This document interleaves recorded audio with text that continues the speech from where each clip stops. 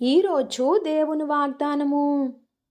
నేను చేయి క్రియలు నా యందు విశ్వాసముంచువాడును చేయును, వాటికంటే మరి గొప్పవి అతడు చేయునని మీతో నిశ్చయముగా చెప్పుచున్నాను. యోహాను సువార్త 14 అధ్యాయము 12 వచనము.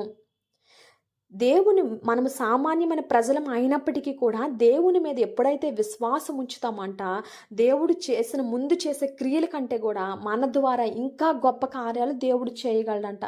అంటే ముందు మనం చేయవలసిన పని ఏంటంటే మనం విశ్వాసం ఉంచాలి, మనము ఆయన నమ్మాలి, ఆయన మీద ఆనుకొని బ్రతకాలి, ఆయన శక్తిని మనం తెలుసుకోవాలి. నా దేవుడికి అసాధ్యమైనది ఏది లేదు, సమస్తము చేయగలడని మనం ఎప్పుడైతే నమ్ముతామో అప్పుడు దేవుడు గొప్ప కార్యాలు మన ద్వారా చేయగలుగుతాడండి. మనం అనుకోవచ్చు, నాకు అన్ని దారులు నా చుట్టూ అన్ని దారులు మూసుకుపోయాయి, నేను ఈ సమస్యలో నుండి నేను ఇంక బయటికి రాలేను, నాకున్న ఆర్థిక ఇబ్బందుల్లో నేను బయటికి రాలేను, లేకపోతే నాకున్న ఎవరైనా నన్ను బ్లాక్మెయిల్ చేస్తున్నారు దాని పరిస్థితి నేను ఇంకా బయటికి రాలేను, లేకపోతే నా అనారోగ్య సమస్య నుండి నేను ఇంకా బయటికి రాలేను నువ్వు అనుకోవచ్చు.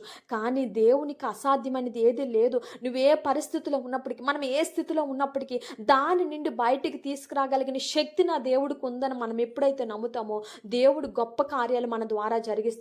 అన్ని జనుల మధ్యన మనల్ని సాక్షులుగా నిలవబెడతాడు. అవసరమైతే మన కొరకు కొత్త మార్గాన్ని దేవుడు సృష్టిస్తాడు. అటువంటి గొప్ప దేవుడు మన దేవుడు అండి. ఆయన శక్తిని ఎప్పుడైతే తెలుసుకుంటామో, ఆయన విశ్వాసంలో మనం ఎప్పుడైతే ముందుకు వెళ్తామో అప్పుడు దేవుడు గొప్ప కార్యాలు మన ద్వారా జరిగిస్తాడు. అటువంటి గొప్ప కార్యాలు మనందరి జీవితంలో జరగాలని, దేవుని మీద విశ్వాసముతో మనం ఉండాలని, దేవుని మీద నమ్ముకొని ఉండాలని, నమ్ముటి నీ వల్ల అయితే నమ్మువానికి సమస్తము సాధ్యమని వాగ్దానము మనందరి జీవితంలో జరగాలని దేవుడి కొద్ది మాటలు దీవించును గాక. ఆమేన్.